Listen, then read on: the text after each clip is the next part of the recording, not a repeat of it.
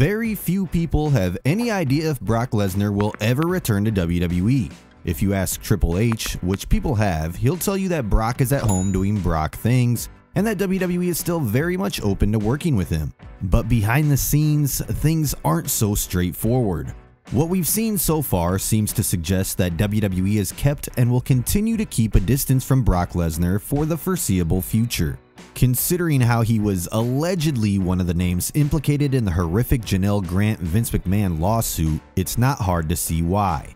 It's going to be quite a PR storm for WWE if they bring him back anytime soon. While all the talk about the lawsuit has obviously died down this year, bringing him back quickly is going to reopen that wound. We're almost certain that everybody involved in the decision-making process in WWE is aware of this. Still, there's also that question of whether it can still happen once enough time passes. There's almost a 100% guarantee of Brock Lesnar getting a big pop if he returns, but the widespread online reaction will likely manifest in a different way and influence the crowd reactions going forward. There's a difference between the casual live audience and the so-called internet wrestling fans, but over the years, we've seen how the growth in social media has come to bridge the gap and directly impact crowd reactions. It's kind of like when The Rock got a huge reaction when he was supposedly going to replace Cody Rhodes, but only a few days later, crowds in Raw were chanting "Rocky sucks" for the first time in decades. You love it, you hate it, one thing. Of course, we should mention that it's a completely different scenario because one reaction was over an unfair booking decision while the other is a much more serious case. But let's just put all that to the side and assume that a day comes in the future when it's okay for WWE to bring Brock Lesnar back, and they do. How exactly could they go about it correctly? Stand back. There's a new wrestling quiz coming through. Check out BrainBuster, the daily quiz that tests your WWE knowledge with winning streaks, stats, and more. It's time to see if you're up for the challenge. For one, it's important to keep him out of any world championship picture. In 2024 or 2025, whenever it is, Brock Lesnar will have no business being in a world championship match. Considering how he completely dominated the world championship picture in WWE for a large chunk of time between 2017 and 2022, he should specifically be kept for a non-title feud. The way they utilized him to elevate Cody Rhodes in 2023 was brilliant. Considering how their rivalry at SummerSlam ended with Brock Lesnar being a good guy again, they can actually pick up where they left off. We got to see a more fun side of Brock Lesnar when he returned in 2021, and hopefully an exciting direction can bring another side out of him. It doesn't necessarily have to be the scary, ruthless beast that we're used to seeing. Instead, we were thinking of something like a power alliance with Roman Reigns and Cody Rhodes. Let's just say that this is all in the post-WrestleMania 41 landscape. Cody Rhodes finishes another part of his story by beating The Rock on night 2, and Roman Reigns defeats Solo Sikoa to reclaim his throne of the Tribal Chief. We're also going to assume that by this point, Cody Rhodes and Roman Reigns have had their third match that ended with Cody winning and the two shaking hands to end their rivalry for good and earning respect for one another in the process. For argument's sake, let's also assume that Jimmy and Jey Uso have returned to Roman Reigns' side for a bloodline civil war that's taken up much of the time between late 2024 and early 2025. On the SmackDown after WrestleMania, the bloodline continues to come after Roman Reigns. Admittedly, this is going to be a bit of a hard sell because by this point, the Solo Sikoa story will have stretched out for a year, while the bloodline story will nearly be a half a decade old. This year, they managed to hit the refresh button by changing the Bloodline's lineup entirely, but they're probably not going to be able to keep signing more Samoans to add to the story. So the pitch is simple.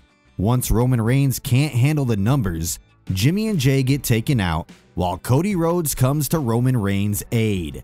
As if a two-man power trip of this sort wouldn't be enough, Jacob Fatu has established himself as the most physically dominant member of the Bloodline by far. He has become a beast, and there's an acknowledgement within Solo Sikoa's bloodline, and it's clear that he's far more deserving of the top spot in the group. Jacob Fatu needs to be as dominant and protected as possible. The best direction for him at Roman Reigns and Cody Rhodes find themselves hitting a dead end when trying to fend off any attack. Just like that, the most important ally possible returns. It kinda makes sense to have him in that spot. A, he's the most dominant combat sports athlete WWE has ever had. B, Brock Lesnar finished his rivalry with Roman Reigns in 2022, so why not change things up by having them fight side by side? There's a story there. C, Lesnar's last appearance was him holding Cody Rhodes' hand up and becoming a good guy again, so there's another logical pairing.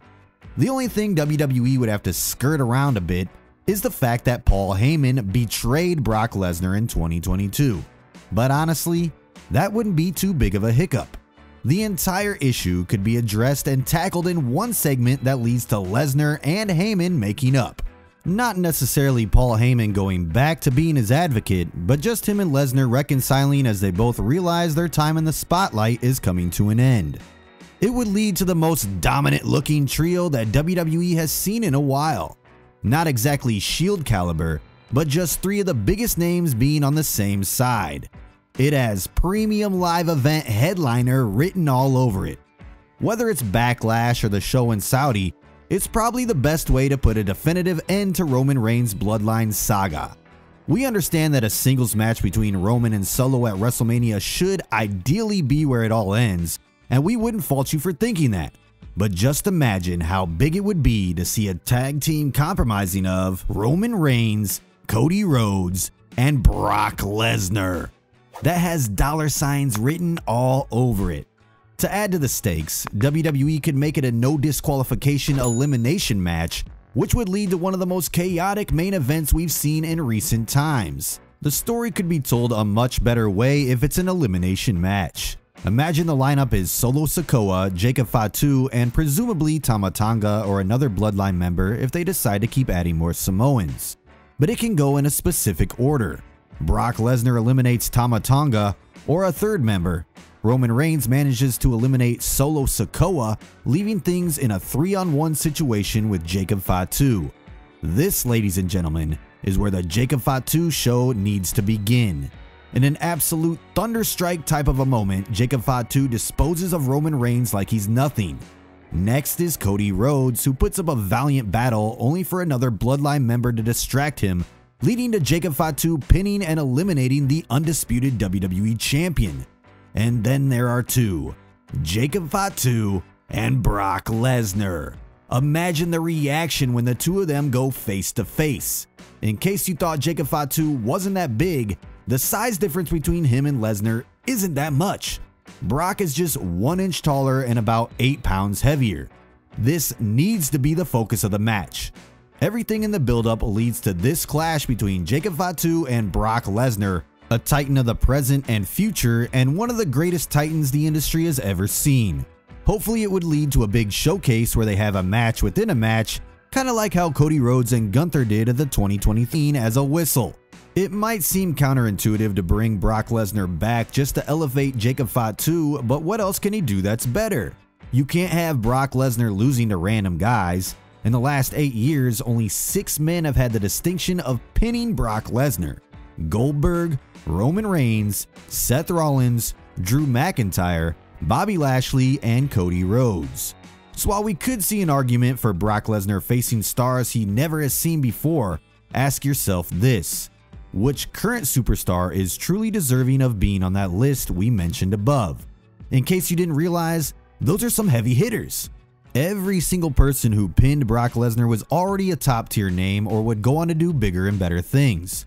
In our opinion, there's nobody on the current WWE roster who's as deserving of being on that list as Jacob Fatu is. He's already getting great reactions just a couple months in, and all signs seem to indicate that he's going to overshadow Solo Sikoa at some point.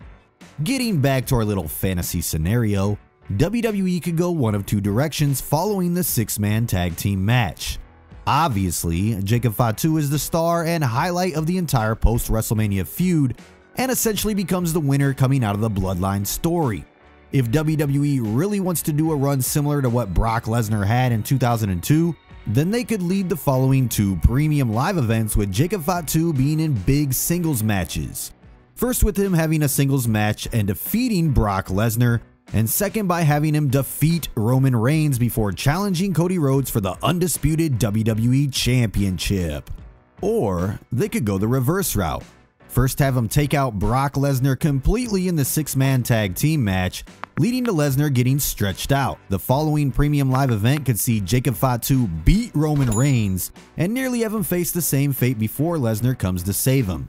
At Money in the Bank, Jacob Fatu could beat Brock Lesnar, setting him up as the man to take on Cody Rhodes. This could make for an interesting story because we could see another side of Brock Lesnar where he knows that his career is coming to an end sooner rather than later. It's the opportunity to present him in a completely different way. Whether it's been as a good or bad guy, Brock Lesnar has always been the most dominant person in any scenario. But suddenly, he finds himself losing what he once had. This is a story that can be told even in the 6-man tag team match. A move that Brock Lesnar would have normally executed with precision is now something he's struggling to do, highlighting just how much age and ring rust has caught up to him. Mind you, if this is post WrestleMania 41, then it will have almost been 2 years since Lesnar stepped into a ring. It would allow fans to actually see a more vulnerable side of Brock Lesnar. Just think of Brock Lesnar between 2014 and 2020. Was there hardly any character development? It was practically non-existent. On one hand, he really didn't need to because being Brock Lesnar gives him an aura in itself.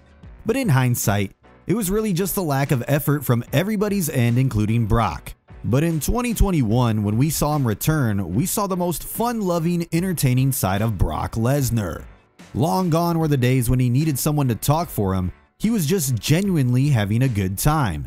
Having this more vulnerable side of Brock Lesnar would be a fantastic way to build up to passing of the torch. We'd even argue that with this kind of run, Jacob Fatu would be more than ready to dethrone Cody Rhodes and become the undisputed WWE champion. We can admit that we're getting a bit ahead of ourselves here, but in our opinion, Brock Lesnar's kind of in that position where there's just not a lot left for him to do in WWE. We aren't suggesting that he should or will retire after losing to Jacob Fatu, but his return should be used as a catalyst to create another main event superstar. Perhaps after that, he can either have a retirement match at SummerSlam or disappear altogether before finishing his career at WrestleMania 42 in 2026. What do you think of this idea? Would you rather see Brock Lesnar in a few more singles matches before calling it a day? Or would you rather see him in a scenario that we played out? Let us know what you think in the comments, and as always, thanks for watching.